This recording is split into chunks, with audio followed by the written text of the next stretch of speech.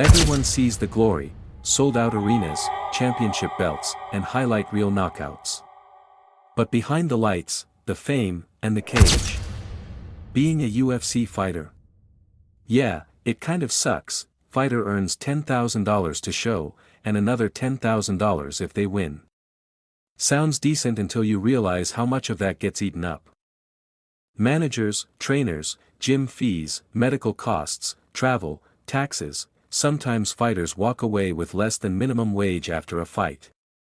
And if you're not a headliner or a Conor McGregor level star, chances are you're grinding just to stay afloat. Then there's the physical toll. Broken bones, torn ligaments, concussions, and let's not forget CTE. Fighters are literally risking their lives and long-term health every time they step into the octagon. Training camps aren't much better. Fighters push their bodies to the limit just to make weight and survive a brutal fight camp. Sparring sessions can be just as dangerous as real fights, and here's the kicker: most fighters don't have long-term health insurance. The UFC only covers injuries sustained during fight week or in the octagon. Anything outside that? You're on your own. Weight cutting might be the most miserable part of it all. Fighters dehydrate themselves to dangerously low levels, sometimes shedding 20 to 30 pounds in just a few days. Some collapse. Some are hospitalized. A few have even died.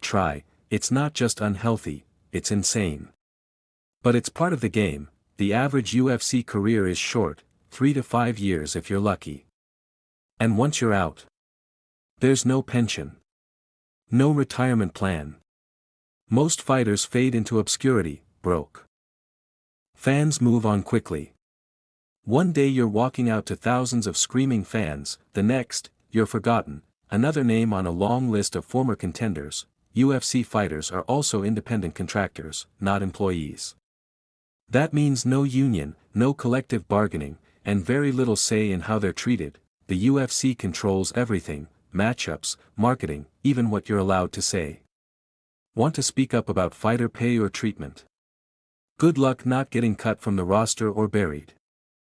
On prelims, add it all up, and the mental toll is enormous. Constant pressure to win, to make weight, to stay relevant. The fear of getting cut. The fear of injury. The fear of never being good enough, and even when they win, it's rarely enough.